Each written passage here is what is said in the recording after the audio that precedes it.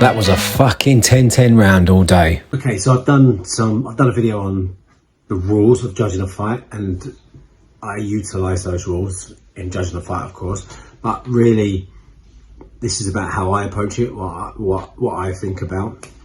So what I do, I use a scoring app. I won't say which one because there's so many of them. It doesn't really matter. I think it's just a way for me to log it, and like it's just easy to use. Right, you just click on 10. It's got the drop down. You just pick the number you want. I don't tend to judge a fight less than 8 rounds, predominantly because anyone that's doing 6s or 4s, there's a really clear A side, and they're just there to not necessarily just to win, but to get experience early.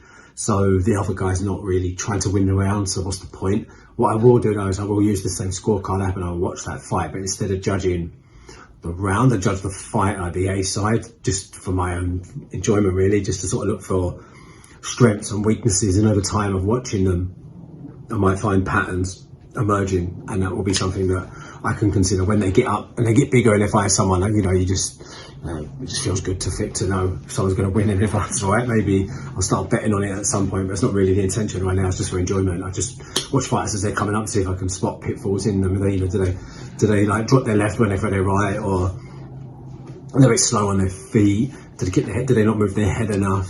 Do they got a slow jab? Do they leave the jab hanging out there? Are they really good with the body work? Whatever. So I tend not to do anything less than 8, and then from 8 up, I start to judge it round by round.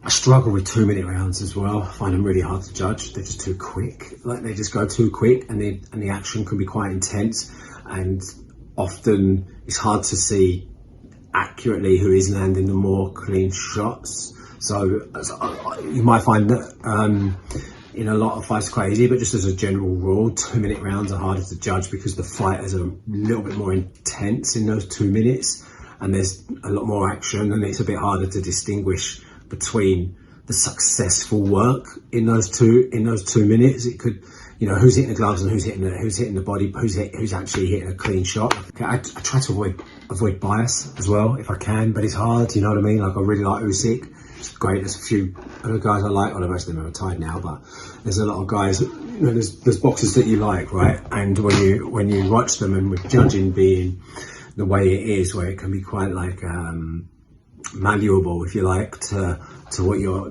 looking at, where you can pick one of the 4 pillars and choose one if you want. And there are judges who tend to have a pillar that they prefer. Effective aggression is a pillar that many judges tend to like, and fighters can win fights with effective aggression quite a lot.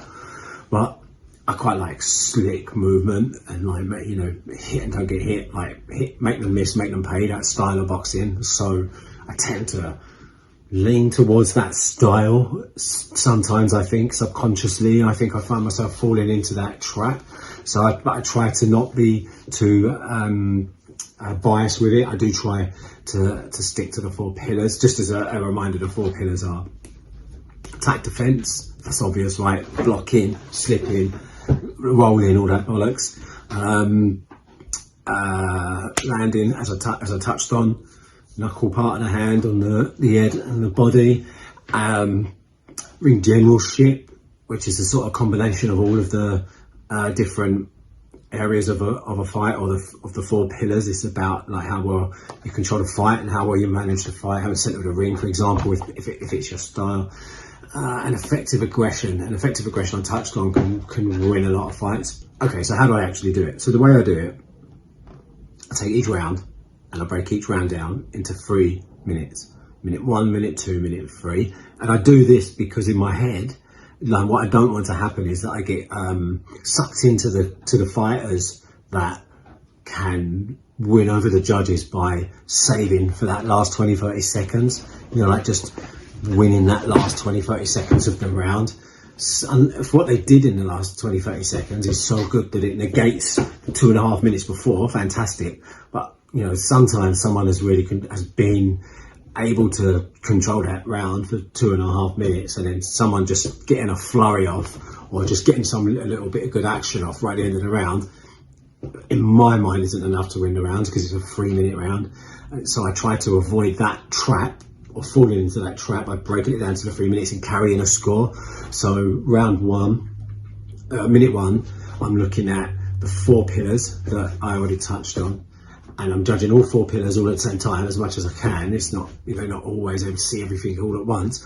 And giving someone a score, so it's either 1-0 or 1-0 going out of the first minute. Same again with the second minute. Is it now 2-1, 2-0, 1-0, whatever, and then the third minute. And that's really how I do it. And then in my head, I've got by the time you get to the third round, it could be 2-1, or if they've drawn a minute because nothing's really happened, it could be 3-1 or whatever it might be. But then you're like, okay, 2-1, that was Usyk's round. I went straight to Usyk. That was Usyk's round, right? That was his round because he won minute 1 and minute 3. And even though minute 2 might have been more eye-catching, or there might have been something more significant that happened in that minute, there was enough that happened in minute 1 and 3 that meant they didn't take that round for that little flurry, or however it might be. So that's how I approach it. Okay, so if you've made it to the end, like, subscribe, leave a comment, leave your scorecard. Let's debate. Nice one.